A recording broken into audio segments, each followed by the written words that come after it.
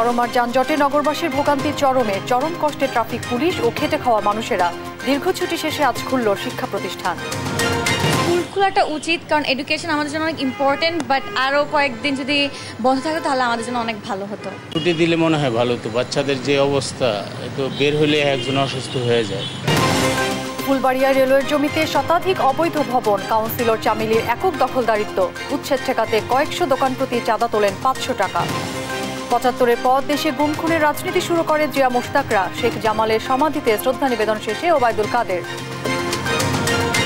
Work permit জমা দেওয়ার পরও ইতালি যেতে ইচ্ছুক 20,000 বাংলাদেশকে ভিসা দিতে গড়িমসি। অভিযোগ দূতাবাস ও ভিএফএসের বিরুদ্ধে। এবং গাজায় ইসরায়েলি হামলায় আরও 7 জন নিহত। তেল আবিবকে অর্থায়ন বন্ধের দাবিতে উত্তাল যুক্তরাষ্ট্রের 40টি বিশ্ববিদ্যালয়, আটক অন্তত 750। দেখছিলেন শিরোনাম সংবাদ সকালে, সঙ্গে আছি অরিন ইশরাত। এবার বিস্তারিত। ফুলবাড়িয়ায় রেলওয়ে 3.97 একর জমির পুরোটাই বেদখল। সরকারি জমিতে মার্কেট, বাসাবাড়ি মিলে এখন প্রায় শতাধিক ভবন। মালিক দাবিদার অন্তত 96 জন। বেশিরভাগেরই দখলে দক্ষিণ সিটির নারী কাউন্সিলর চামিলি ও তার ভাই বোনেরা। উচ্ছেদ ঠেকাতে প্রতি মাসে চামিলি দোকান প্রতি চাঁদা তোলেন 500 টাকা করে। নিজে ক্ষমতাসীন দলের রাজনীতি করলেও চামিলির স্বামী, ভাই এবং বোন সরাসরি বিএনপির পদবিধারী নেতা। রেলের জমি দখল নিয়ে শাহাদাত নিশাদের 2 পর্বের অনুসন্ধানী রিপোর্টের আজ থাকছে শেষ পর্ব। ক্যামেরায় ছিলেন মতিউর রহমান জনি। রাজধানীর বঙ্গ ইসলামিয়া মার্কেট থেকে শুরু করে আনন্দবাজার পুরো এলাকায় বিস্তৃত রেলওয়ের 3.97 একর জায়গা, তবে সবই বেদখল। রেলওয়ের জমির উপর গড়ে উঠেছে হাফেজ প্লাজা, বঙ্গ হোমিও কমপ্লেক্স, বরিশাল প্লাজা থেকে শুরু করে এ এলাকায় মার্কেট, বাসাবাড়ি মিলে প্রায় শতাধিক ভবন, যার মালিক দাবিদার অন্তত 96 জন। কিভাবে বেহাত হলো রেলওয়ের জমি, তার কারণ অনুসন্ধানে দেশ টিভি। অনুসন্ধান বলছে রেলওয়ের এই জায়গার বেশিরভাগই দখলে আছেন ঢাকা দক্ষিণ সিটির নারী কাউন্সিলর সৈয়দা রোকসানা ইসলাম চামিলি ও তার ভাই বোনেরা। রেলের এ জমির ভুয়া দলিল বানিয়ে 1974 সালে দখলে নেন মির্জা আশরাফ নামে এক ব্যক্তি। পরবর্তীতে মির্জা আশরাফের দখলে থাকা অবস্থায় এ জমির দেখাশোনা করতেন কাউন্সিলর চামিলির বাবা। 50 বছর ধরেই সরকারি এই জমি হাত বদল হয়েছে অনেকের হাতে। বিভিন্ন ব্যক্তির কাছে রেলের জমি মালিকানা বিক্রি করেছেন মির্জা আশরাফ ও চামিলির বাবা। স্থানীয়দের অভিযোগ, আনন্দবাজারের বেশিরভাগ ও বঙ্গ ইসলামিয়া মার্কেটের পুরোটাই কাউন্সিলর চামিলির দখলে। ইসলামিয়া বড় মার্কেট, তার পাশে আছে হলো আপনার হোমিও, আর ভিতরে আরো আছে রোজ গার্ডেন দিয়ে লাইলি চামিলি, এই দুইজন। হ্যাঁ, ও লাইলি কোর্টের চাকরি করে। সরকারি জায়গা, এগুলি তো সব সরকার জায়গা, যে কোনো একদিন এটা যাইব গা। ব্যক্তি ও দখলদার প্রতিষ্ঠান যতই প্রভাবশালী হোক, পর্যায়ক্রমে উচ্ছেদ অভিযানের আশ্বাস দিলেন রেলওয়ে মন্ত্রণালয়ের মহাপরিচালক। বাংলাটা নিয়মিত এটাকে যাতে কার্যক্রম আমাদের পক্ষ থেকে যেন কোনো ঘাটতি না থাকে, সেই জন্য আমাদের উকিল নিয়োগ করা আছে, আমাদের ল অফিসার আছে, মামলা হাজিরা দেওয়া, আমাদের কাগজপত্র সাবমিট করা। আমাদের উচ্ছেদ আপনি দেখেন না, বিআইডব্লিউটিএ, তারপরে অন্যান্য সিটি কর্পোরেশন তারা যে উচ্ছেদ করতে গিয়ে বিল্ডিং ভেঙে দেবে। অবৈধ উচ্ছেদ আমরা প্রোগ্রাম দিই, যখনই যেখানে অবৈধ উচ্ছেদ করার মতো থাকে তখনই আমরা প্রোগ্রাম দিই। নিজে ক্ষমতাসীন দলের রাজনীতি করলেও চামিলির স্বামী, ভাই এবং বোন সরাসরি বিএনপির পদধারী নেতা। দখল বাণিজ্য ছাড়াও চামিলির বিরুদ্ধে দলীয় ভাবমূর্তি ক্ষুণ্ণের অভিযোগে চামিলিকে দল থেকে সাময়িক বহিষ্কার করেছে ঢাকা মহানগর দক্ষিণ আওয়ামী লীগ। অভিযোগ রয়েছে স্থানীয় মাদক সিন্ডিকেটের সঙ্গেও সখ্যতা রয়েছে কাউন্সিলর চামিলির। এ বিষয়ে অভিযুক্ত চামিলির সঙ্গে বেশ কয়েকবার যোগাযোগের চেষ্টা করা হলেও সাড়া মেলেনি।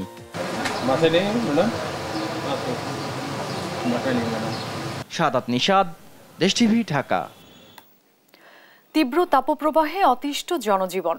রাজধানীতে তাপমাত্রার পারদ ঊর্ধ্বমুখী।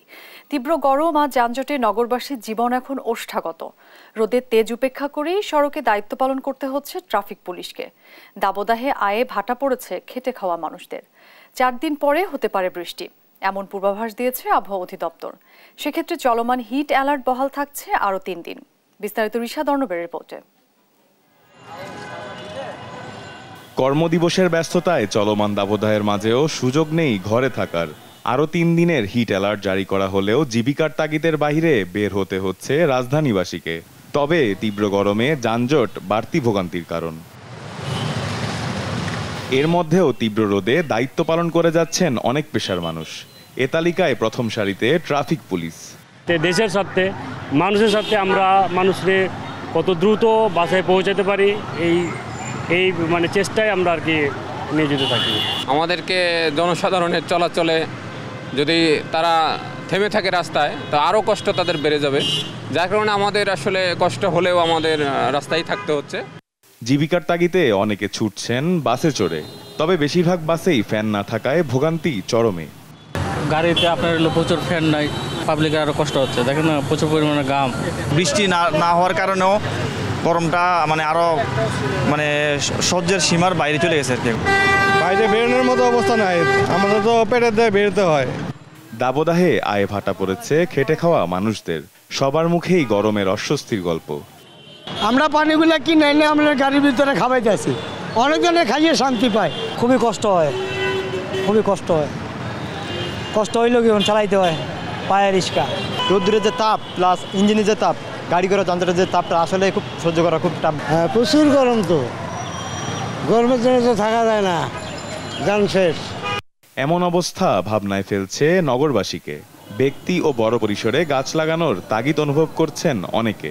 আমরা সবাই যদি একসাথে মিলেমিশে যদি গাছপালা রোপণ করতে পারি, তাহলে গরমটা অনেকাংশে কমানো সম্ভব। কামিং জেনারেশনের জন্য যদি ওদের ভালো রাখতে চাই, তাহলে অনেক গাছ লাগাইতে হবে। কারণ পরবর্তীতে আমাদের ছোট যারা আছে ওরা টিকতে পারবে না, আমরাই টিকতে পারতেছি না। হিট স্ট্রোক, অনেক রকমের সমস্যা। স্বাভাবিক জীবনযাপনে ফিরতে এখন স্বস্তির বৃষ্টির জন্য প্রহর গুনছেন নগরবাসী। ঋষাদ অর্ণব, দেশ টিভি, ঢাকা। দীর্ঘ ছুটির পর আজ খুলেছে প্রাথমিক, মাধ্যমিক স্কুল, কলেজ, মাদ্রাসা ও কারিগরি শিক্ষা প্রতিষ্ঠানগুলো। অবশ্য গরমে সতর্কতামূলক বেশ কিছু ব্যবস্থা নেওয়া হয়েছে শিক্ষা প্রতিষ্ঠান খোলার ক্ষেত্রে। দেশের অনেক সরকারি বেসরকারি বিশ্ববিদ্যালয়ে ক্লাস চলবে অনলাইনে। চলমান দাবদাহের কারণে কোমলমতি শিশুদের স্বাস্থ্য ঝুঁকি বিবেচনায় সরকারি প্রাথমিক বিদ্যালয়ে প্রাক প্রাথমিক ক্লাস বন্ধ রাখা হয়েছে। সকাল থেকেই রাজধানীর বিভিন্ন স্কুল কলেজে আসতে দেখা যায় শিক্ষার্থীদের।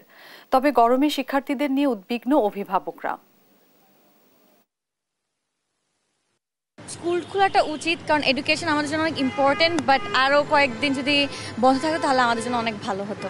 আমার কাছে মনে হচ্ছে এটা মনে হয় আরও কয়েকদিন একটু বহাল থাকলে ভালো হতো। ছুটি দিলে মনে হয় ভালো হতো। বাচ্চাদের যে অবস্থা, তো বের হলে একজন অসুস্থ হয়ে যায়।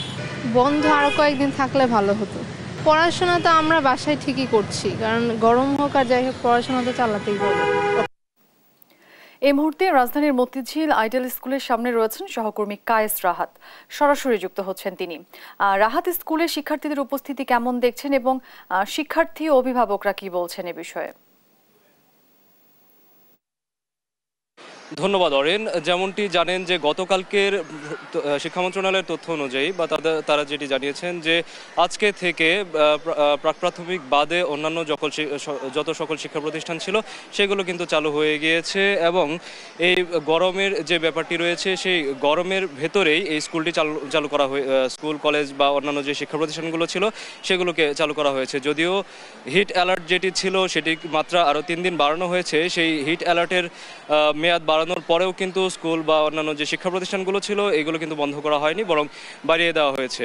আমরা এই মুহূর্তে রয়েছে মতিঝিল মডেল স্কুল অ্যান্ড কলেজে এবং এখানে যেটি আমরা দেখতে পাচ্ছি সেটি হচ্ছে যে অভিভাবক এবং শিক্ষার্থীদের মধ্যে একটি মিশ্র মতামত বিরাজ করছে। তারা কেউ বলছেন যে তাদের খুব সামনেই পরীক্ষা এবং এই পরীক্ষার জন্য তাদের শিক্ষা প্রতিষ্ঠানটি খোলা খুব দরকার ছিল এবং তাদের ক্লাসের খুব দরকার ছিল। অন্যদিকে অভিভাবকরা অনেকেই মনে করছেন যে এই মুহূর্তে এই গরমের মাঝে শিক্ষা প্রতিষ্ঠান না খুললেও পারত, কেননা তারা স্কুল বা কলেজে এসে অসুস্থ হয়ে যেতে পারে এবং যারা শিশু রয়েছেন, যেহেতু এখানে প্রাথমিকটি খুলে দেওয়া হয়েছে, প্রাক প্রাথমিক না খুললেও সেখানে দেখা যাচ্ছে যে সেই শিশুরা কিন্তু অসুস্থ হয়ে যাওয়ার একটি সম্ভাবনা রয়েছে।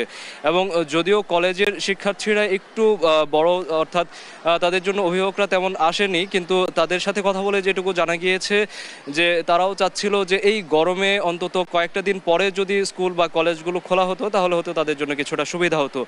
এবং এটার পাশাপাশি অভিভাবক এবং স্কুলের যারা রয়েছেন তাদের সাথে কথা বলে এটুকু জানা যায় যে এখন পর্যন্ত প্রাথমিক বা অন্যান্য যে স্কুল লেভেলটি রয়েছে সেখানে অ্যাসেম্বলিটা বন্ধ করে দেওয়া হয়েছে, অ্যাসেম্বলি থাকছে না। অর্থাৎ স্কুল শুরুর আগে যে শরীরচর্চার ব্যাপারটি ছিল সেটি কিন্তু সরকারের পক্ষ থেকেই না করা হয়েছে করার জন্য, এবং এটি ছাড়া প্রাক প্রাথমিক যেহেতু একেবারেই বন্ধ, সুতরাং সেটির আর প্রশ্ন এখানে আসছে না।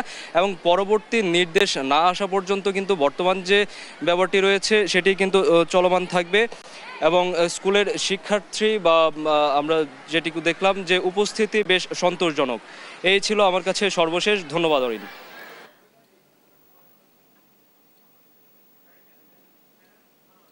রাহাত, আপনাকে ধন্যবাদ। তীব্র তাপপ্রবাহের মধ্যেই আজ খুলেছে দেশের শিক্ষা প্রতিষ্ঠানগুলো। রাজধানীর বাইরের শিক্ষা প্রতিষ্ঠান খোলার খবরাখবর জানবো। ময়মনসিংহ থেকে যুক্ত হচ্ছেন সহকর্মী ইলিয়াস আহমেদ, কুমিল্লা থেকে যুক্ত হচ্ছেন সুমন কবির এবং বরিশাল থেকে যুক্ত হচ্ছেন শফিক মুন্সি। প্রথমে যাচ্ছি ময়মনসিংহে। ইলিয়াস, তাপপ্রবাহের মধ্যে শিক্ষা প্রতিষ্ঠানের উপস্থিতি কেমন দেখছেন শিক্ষার্থীদের এবং অভিভাবকরা এ নিয়ে কি বলছেন? অরিন, ধন্যবাদ। আজকে কিন্তু প্রচণ্ড তাপদাহের মধ্যে, অর্থাৎ আজকে সারা দেশে শিক্ষা প্রতিষ্ঠান খোলা হয়েছে।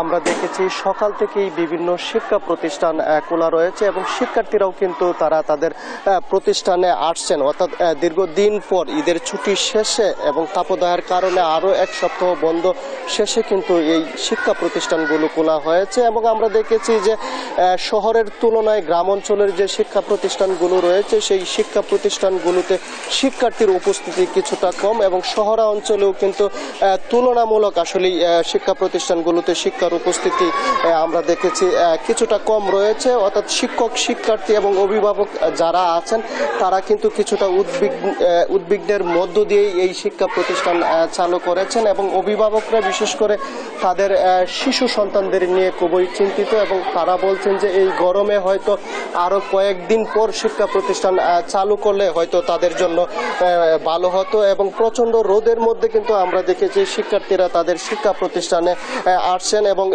বিশেষ করে শিক্ষা প্রতিষ্ঠানে আসার পর শিক্ষক যারা আছেন তারা কিন্তু খুব যত্ন সহকারে শিক্ষার্থীদের পড়ানোর চেষ্টা করছেন এবং তারা যেভাবে আসলে স্বস্তি বোধ করে সেইভাবেই কিন্তু তারা ক্লাস নিচ্ছেন। আমি এখন রয়েছি ময়মনসিংহের ফুলবাড়িয়া লক্ষ্মীপুর সরকারি প্রাথমিক বিদ্যালয়। আসলে এখানে শিশু থেকে পঞ্চম শ্রেণী পর্যন্ত যারা শিক্ষার্থী রয়েছেন তারা কিন্তু এই শিক্ষা প্রতিষ্ঠানে এসে তারা ক্লাস করছেন, অর্থাৎ সময় কিছুটা কমিয়ে আনা হয়েছে এবং শিক্ষক শিক্ষার্থীরা বলছেন যে এই গরমের মধ্যে তারা যেন স্বস্তিতে থাকে সেই চেষ্টা কিন্তু তারা করেছেন এবং বিদ্যালয়গুলোতে বিশেষ ব্যবস্থা করেছেন এবং শিক্ষার্থীরা যেন ছাতা নিয়ে আসে সেই নির্দেশনা কিন্তু শিক্ষকরা শিক্ষার্থীদের দিয়েছেন। আমরা সেই বিষয়টি তাদের কাছ থেকে জানতে পেরেছি এবং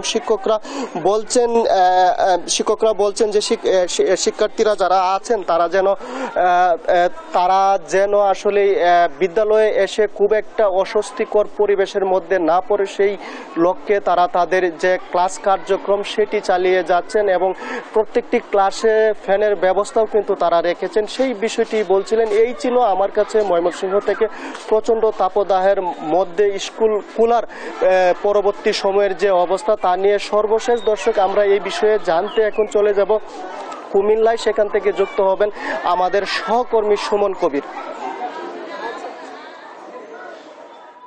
ইলিয়াস, আপনাকে ধন্যবাদ। আপনি যেটা বলছিলেন কুমিল্লা আসলে প্রচন্ড তাপদাহের মধ্যে আসলে সকল স্কুল, কলেজ, প্রাথমিক বিদ্যালয়, মাদ্রাসা যে রয়েছে সব আজকে খুলেছে। আপনারা জানেন গত 22 এপ্রিল খোলার কথা ছিল, যদিও এখন কুমিল্লা আমরা দেখেছি তাপমাত্রা আজকে 35 ডিগ্রি কাছাকাছি এখন হয়েছে, যদিও বেলা 12 শেষে তাপমাত্রা বৃদ্ধি পাওয়ার সম্ভাবনা রয়েছে। তবে একটা বিষয় জানিয়ে রাখি, কুমিল্লার যে স্কুলগুলো রয়েছে প্রত্যেকটা স্কুলে আসলে পর্যাপ্ত উপস্থিতি আমি দেখতে পেয়েছি। বিশেষ করে আমি এখন আছি অজিবা খাতুন উচ্চ বিদ্যালয়, রাজা চাপিতলা, মুরাদনগরে অবস্থান করছি।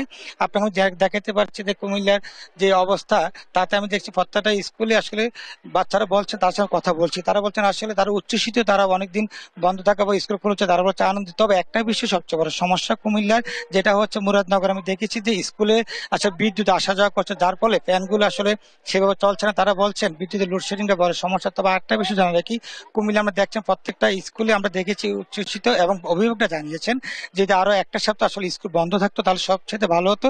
তাপমাত্রা তাপমাত্রা একটু কমলে আসলে বাচ্চাদের যে আসলে বাসা যাওয়ার পরে যে টেন্ডেন্সি থাকে আসলে সেই গরমের কারণে তার এই প্রবলেমটা তারা তৈরি হয় এবং তারা ঘাম জ্বরে এবং পর্যাপ্ত পানি না খাওয়ার কারণে পানি শূন্যতা দেখা যায়, বিভিন্ন রোগ তারা আক্রান্ত হচ্ছে। তবে আমি জানি কি কুমিল্লা প্রতিটি স্কুল এবং যারা শিক্ষক আছে তাদের সাথে কথা বলে তারাও বলছেন আসলে আরো 3-4 দিন যদি স্কুল বন্ধ থাকতো তাহলে সবচেয়ে ভালো হতো। তাপ দেওয়ার কারণে সকল স্কুলে আমরা দেখতে পাচ্ছেন যে পর্যাপ্ত ছাত্রছাত্রী আসছে, তারা বলছেন যে দীর্ঘদিন বন্ধ থাকবে তারা স্কুলে আসলে তারা আসছেন এবং তারা স্কুলের যে অবস্থা তারা বলছেন যে আসলে আমরা স্কুলে আসতে পারি, তারা আনন্দিত উচ্ছ্বসিত। তারা বলছেন যদি লোডশেডিংটা কম থাকে তাহলে তারা ক্লাস করতে সমস্যা হবে না। তারা বলছে পর্যাপ্ত পানি ব্যবস্থা করেছে। সেই সাথে কুমিল্লা যে যারা রয়েছেন সকল স্কুলে যারা শিক্ষক তারা বলছেন আসলে আমরা পর্যাপ্ত পানি ব্যবস্থা করেছি এবং সকল ধরনের সমস্যার জন্য ডাক্তারের যে প্রাথমিক চিকিৎসা নেওয়ার জন্য সেই ধরনের তারা ব্যবস্থা গ্রহণ করেছে। এই ছিল কুমিল্লাতে সরকারি চালনা চলে এসেছে বরিশালের আমাদের সহকর্মী স্বামী মুন্সি।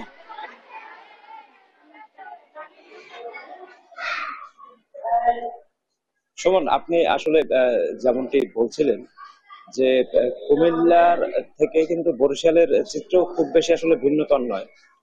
সারা বাংলাদেশ ব্যাপী যে তীব্র তাপদাহ বয়ে যাচ্ছে, বরিশালের 6 জেলার উপর দিয়েও কিন্তু সেই একই অবস্থা বিরাজমান। আমি যদি সর্বশেষ গত 7 দিনের যে গড় তাপমাত্রা ছিল বরিশালের, তা কিন্তু 37 থেকে 39 ডিগ্রি সেলসিয়াসের মধ্যেই। এর মধ্যেই কিন্তু স্বাভাবিকভাবে সরকারি নিয়ম অনুযায়ী আজকে থেকে কিন্তু যে স্কুল কলেজগুলো খোলা শুরু করেছে। আমরা এখন বর্তমানে আছি বরিশাল জেলা স্কুলে।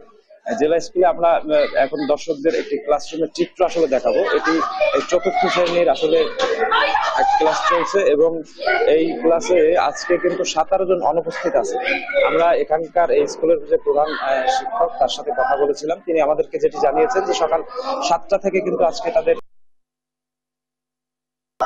এবং এটা কিন্তু বেলা 12টা পর্যন্ত আসলে চলবে এবং আজকে সকাল থেকে কিন্তু ইতোমধ্যে 2 জন শিক্ষার্থী এই তীব্র গরমে অসুস্থ হয়ে পড়েছে বলে আমরা যেটা জানতে পেরেছি।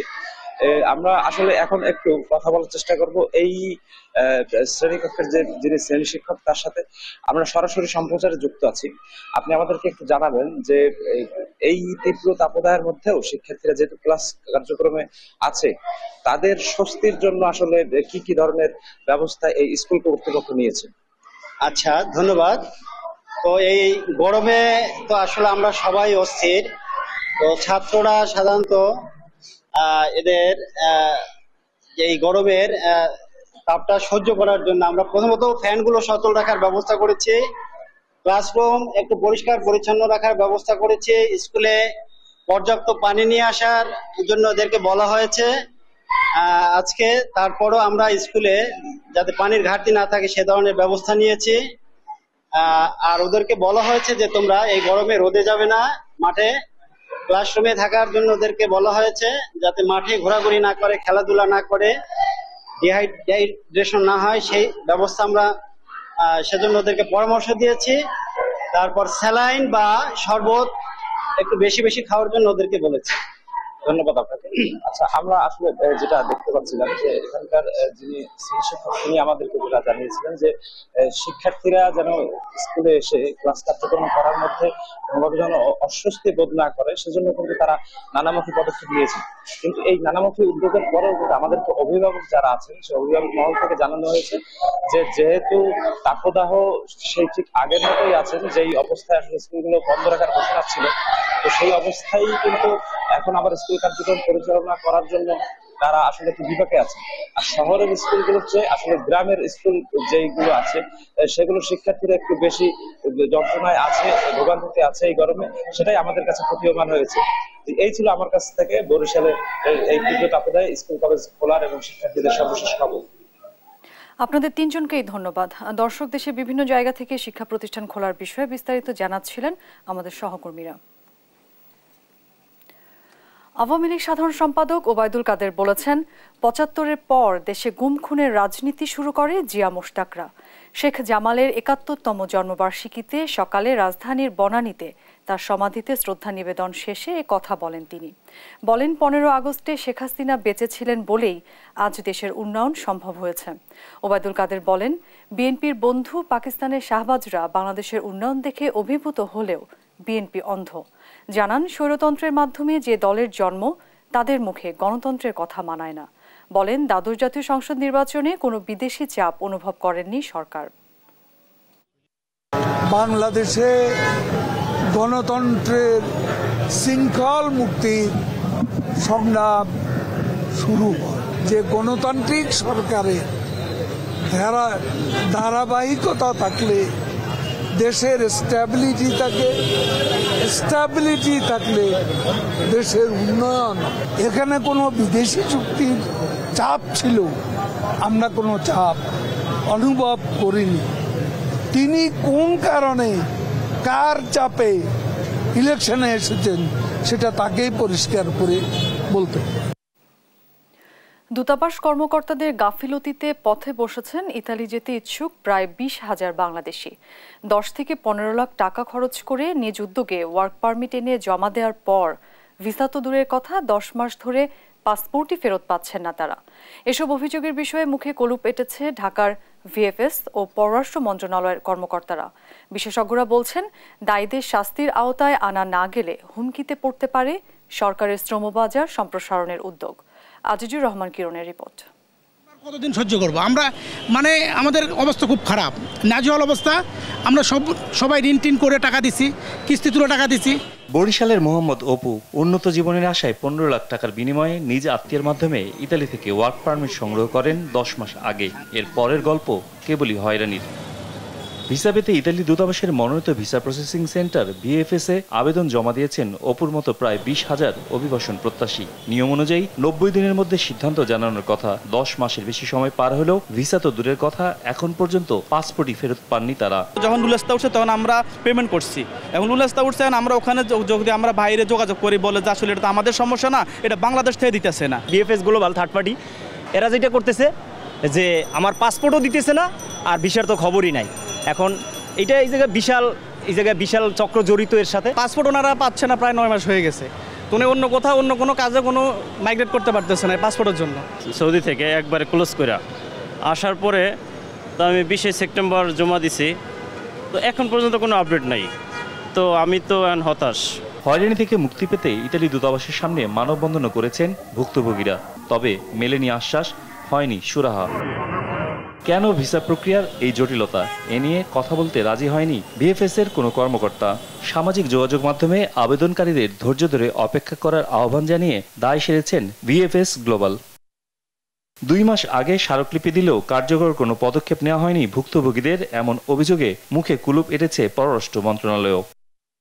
বিশ্লেষকরা বলছেন, অভিবাসন প্রত্যাশীদের সঙ্গে এমন আচরণের সুষ্ঠু তদন্ত না হলে সরকারি শ্রমবাজার সম্প্রসারণের উদ্যোগ কখনোই সফল হবে না। তো সময় ধরে যে তারা ভিসা না পেয়ে থাকেন, তাহলে একদিকে হচ্ছে যারা যাওয়ার জন্য প্রস্তুতি নিচ্ছেন তাদের একটা অর্থনৈতিক এখানে ইনভলভমেন্ট আছে, সেখানে যেমন তারা ক্ষতিগ্রস্ত হচ্ছেন। সেকেন্ডলি যেটা হচ্ছে যে দেশ এই যে একটা রেমিটেন্সের যে আমাদের এখন সবচেয়ে বেশি প্রয়োজন অর্থনীতিতে, আমরা সেই দিক থেকে বঞ্চিত হচ্ছি।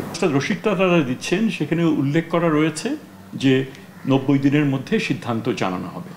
তো সেটা যখন হচ্ছে না, তাহলে এর দায়িত্ব তো বর্তায় বোথ ভিএফএস এর উপরেও এবং এমবেসির উপরে। ইতালি বিশেষ উদ্যোগ নিতে পারে, সেক্ষেত্রে বাংলাদেশের পররাষ্ট্র মন্ত্রণালয়, আমাদের প্রবাসী কল্যাণ মন্ত্রণালয় দেখতে পারে যে যার একটা বৈধ কাজের চাহিদা সেখানে রয়েছে, যার সমস্ত কমপ্লিট, তারা যেন যেতে পারে। প্রকৃত কারণ খুঁজে বের করে দায়ীদের বিরুদ্ধে ব্যবস্থা নেওয়ার আহ্বান জানান তারা। এমন কোনো সিন্ডিকেট গড়ে না ওঠে যারা ভিসা দেওয়ার জন্য, অ্যাপয়েন্টমেন্ট পাওয়ার জন্য টাকা নিচ্ছে, লেনদেন করছে, সেই বিষয়টা নিশ্চিত করা উচিত। আজিজুর রহমান কিরণ, দেশ টিভি, ঢাকা। সংবাদ সকালে আরও থাকছে। চুয়েটে গাড়ি পোড়ানোর প্রতিবাদ, সকাল থেকে বৃহত্তর চট্টগ্রামে চলছে 48 ঘন্টার পরিবহন ধর্মঘট, একাংশের প্রত্যাখ্যান। গৃহায়ন, গণপূর্ত ও অর্থ মন্ত্রণালয়ের সাবেক যুগ্ম সচিব আব্দুল আজিজের দ্বিতীয় মৃত্যুবার্ষিকী আজ। 2022 সালের 28 এপ্রিল মৃত্যুবরণ করেন সমাজসেবক, জনদরদি, কুমিল্লার এই কৃতি সন্তান। তিনি দেশ টিভির ব্যবস্থাপনা পরিচালক আরিফ হাসানের পিতা। দ্বিতীয় মৃত্যুবার্ষিকীতে মরহুম আব্দুল আজিজের রুহের মাগফিরাত কামনার পাশাপাশি শ্রদ্ধা ভরে স্মরণ করছেন স্বজন ও গুণগ্রাহীরা। মরহুম আব্দুল আজিজের বর্ণাঢ্য জীবনের কিছুটা চিত্র তুলে ধরছেন ফখরুল ইসলাম।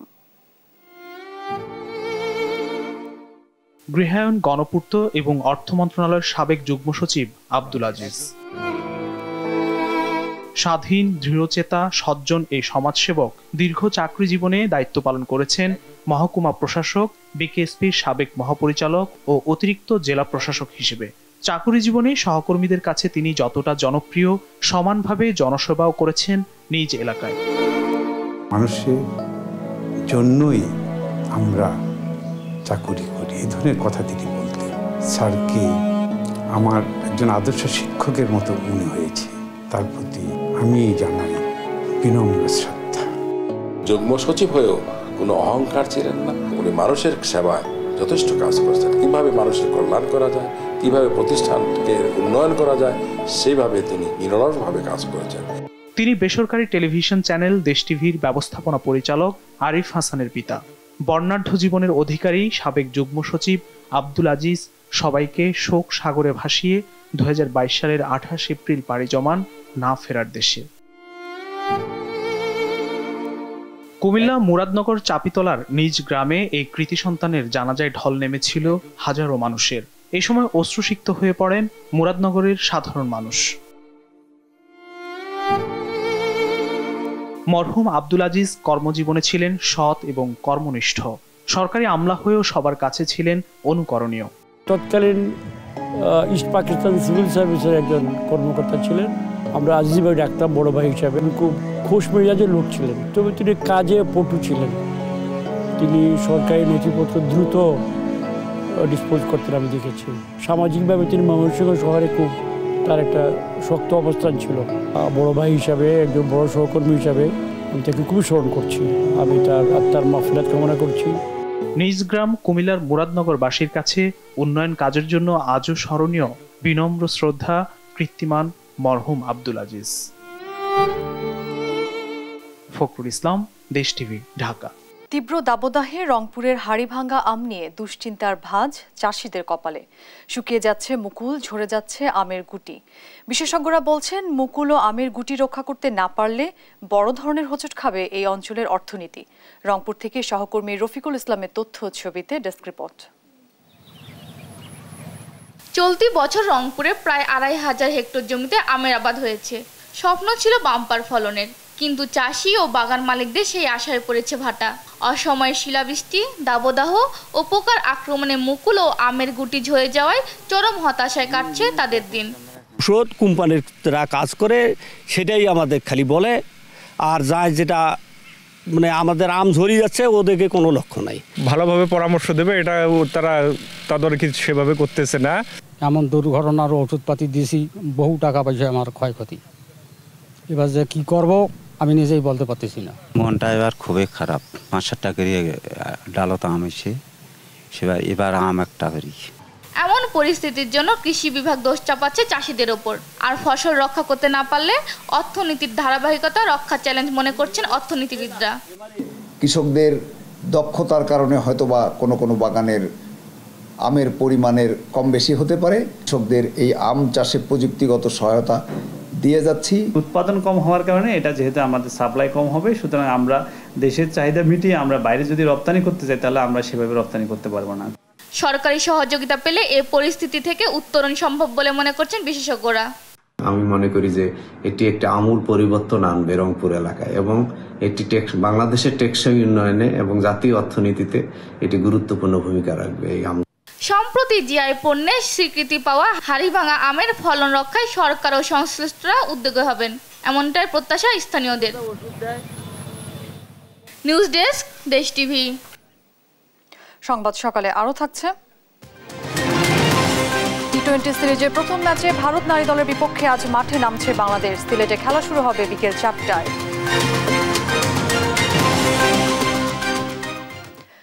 এক বছর সময় বাড়ানোর পরও শেষ হয়নি চাঁপাইনবাবগঞ্জে নদী তীর রক্ষা বাঁধের কাজ। 3 মাস বাকি থাকলেও 40% কাজ এখনও অসম্পূর্ণ। চলছে আরেক দফায় প্রকল্পের মেয়াদ বাড়ানোর তোড়জোড়। স্থানীয়দের দাবি, শিগগিরই কাজ শেষ করে কয়েক হাজার বিঘা ফসলি জমি ও বসতবাড়ি রক্ষার। চাঁপাইনবাবগঞ্জ থেকে সহকর্মী তারেক রহমানের পাঠানো তথ্য ছবিতে ডেস্ক রিপোর্ট। বর্ষা মৌসুম এলেই আতঙ্কে থাকেন চাঁপাইনবাবগঞ্জের চরবাগডাঙ্গা ও শাহজাহানপুর ইউনিয়নের পদ্মাপাড়ের বাসিন্দারা। দফায় দফায় বাসস্থান পরিবর্তন করেও রক্ষা নেই। 2 ইউনিয়নে নদী তীর রক্ষায় 566 কোটি টাকার প্রকল্প হাতে নেয় সরকার। 2023 সালের জুনে শেষ হওয়ার কথা থাকলেও 1 বছর মেয়াদ বাড়ানো হয়। খরচও বাড়ে 37 কোটি টাকা। বর্ধিত সময়ের বাকি 3 মাস, কিন্তু তাতেও কাজ শেষ করতে না পারায় চলছে আরেক দফায় মেয়াদ বাড়ানোর তোড়জোড়। এতে পদ্মাপাড়ের বাসিন্দারা রয়েছেন নদী গর্ভে ফসলি জমি ও বসতবাড়ি বিলীনের ভয়ে। মানুষজন আসছিল, বলছে যে হবে হবে, আরও বলছে হবে, কিন্তু হয়েছে কবে এটা তো বুঝতে পারি না। বাঁধ যদি সলিড থাকে তাহলে আমাদের গ্রাম সলিড থাকবে, আর বাঁধ যদি ভেঙে যায় তাহলে আমাদের গ্রাম আবার ভেঙে যাবে। যত তাড়াতাড়ি বাঁধটা আমাদের শেষ হয় কাজটা, তত সব থেকে ভালো হয়। এদিকে পানি উন্নয়ন বোর্ড বলছে পদ্মা উত্তাল থাকায় বছরের 3 থেকে 4 মাস কাজ বন্ধ থাকে। কাজ শেষ করতে সময় লাগবে আরও বছর খানেক। এই প্রকল্পের বর্তমান প্রোগ্রেস 62%।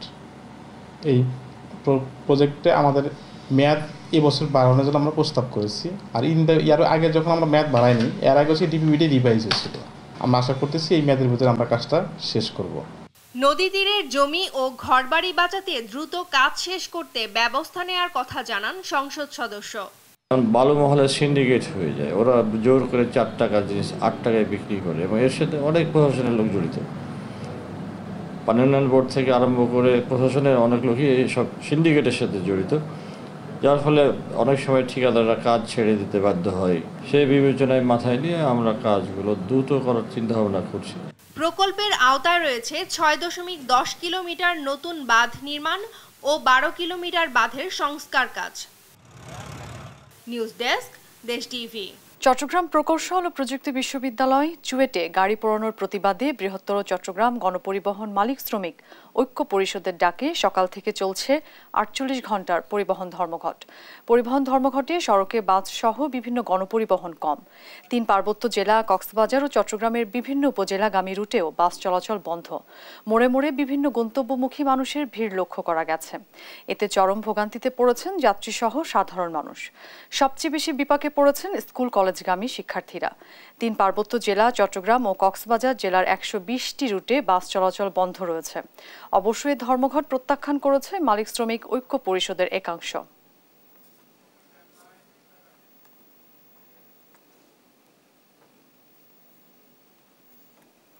দর্শক, এ বিষয়ে বিস্তারিত জানাতে চট্টগ্রাম থেকে যুক্ত হচ্ছেন সহকর্মী AKM নাজিম। নাজিম, ধর্মঘটের কেমন প্রভাব পড়েছে সড়কে, বিস্তারিত জানাবেন। জি অরিন, আপনি যেমনটা বলছেন, আসলে পরিবহন ধর্মের কারণে আসলে ভোগান্তি, সাধারণ মানুষের ভোগান্তি খুব চরম আকার ধারণ করেছে। আমরা সকাল থেকে নগরের বিভিন্ন গুরুত্বপূর্ণ পয়েন্টগুলোতে ঘুরে দেখেছি, সবগুলো পয়েন্টে আসলে সাধারণ মানুষের ভিড় চোখে পড়ার মতো। কারণ যারা বিভিন্ন গন্তব্যে যাবেন এবং বিশেষ করে আছে স্কুল কলেজ খোলা, এক্ষেত্রে শিক্ষার্থীরা পড়েছেন চরম বিভাগে, পাশাপাশি যারা স্কুল কলেজের শিক্ষক শিক্ষিকা রয়েছেন তারাও বিভাগে পড়েছেন। এদিকে গণপরিবহন যে 48 ঘন্টা ধর্মঘট শুরু হয়েছে, সেই ধর্মঘটের প্রথম দিনই আজ সেই ধর্মঘটের কারণে বৃহত্তর চট্টগ্রামের রাঙ্গামাটি, খাগড়াছড়ি, কক্সবাজার, বান্দরবান এসব রুটের আসলে 120টি রুটে গাড়ি চলাচল বন্ধ রয়েছে। বন্ধ থাকার কারণে আসলে চরম ভোগান্তিতে পড়েছে সাধারণ মানুষ। পরিবহন নেতারা বলছেন তাদের যে 4 দফা দাবি, সেই দাবির মধ্যে প্রথম যে দাবি সেটা হচ্ছে চুয়েটের যে একটি আন্দোলনের কারণে তাদের 2টি পরিবহনের 3টি বাসে আগুন দেওয়া হয়েছে এবং একটি বাস ভাঙচুর করা হয়েছে। পাশাপাশি ওই কাপ্তাই সড়কে শাহ আমানত পরিবহন এবং এবি ট্রাভেলস যেসব যানবাহন রয়েছে বাস, সেগুলো চলাচল বন্ধ রয়েছে এখনো।